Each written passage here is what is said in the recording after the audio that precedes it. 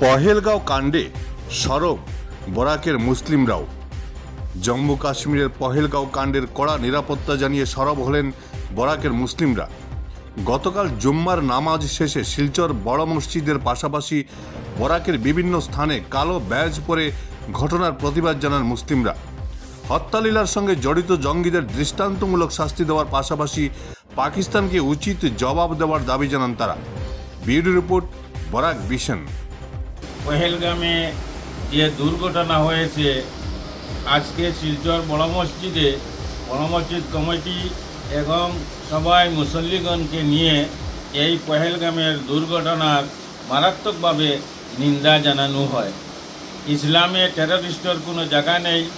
আমরা খুব বেশি যে টেররিস্টের বিপক্ষে এবং টেররিস্টের ইসলামের মধ্যে কোনো স্থান নেই।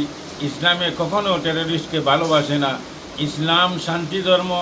ইসলাম বলছে যে মানুষের সঙ্গে ভালোবাসা ব্যবহার, মানুষের সঙ্গে ভালো ব্যবহার করা এবং শান্তিতে বাস করা, আর নিজের চরিত্রকে ভালোভাবে রাখা, অন্যর যাতে কোনো ক্ষতি না হয়।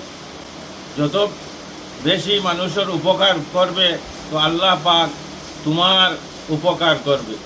বড় মসজিদে জুম্মার নামাজের আগে আমরা বড় মসজিদের ইমাম সাহেবকে সঙ্গে নিয়ে বড় মসজিদের সমস্ত জুম্মার নামাজের মুসল্লিদেরকে কালা পেজ পরিধান করে গত 22 তারিখ মঙ্গলবার কাশ্মীরের পেহেলগামে যেটা সন্ত্রাসবাদীর দ্বারা যে পর্যটকদেরকে হত্যা করা হয়েছিল এর প্রতিবাদ করেছি।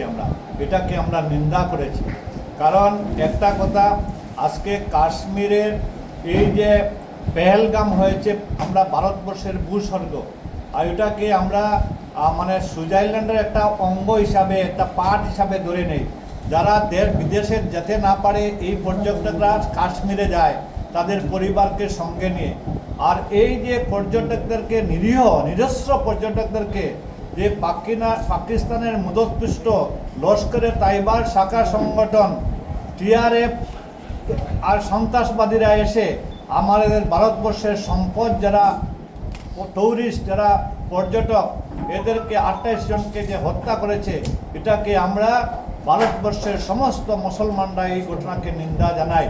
আজকের এই যে জুম্মার আগে পরে ভারতবর্ষের সমস্ত মসজিদে এই ঘটনাকে নিন্দা জানানো হয়েছে, ধিক্কার জানানো হয়েছে।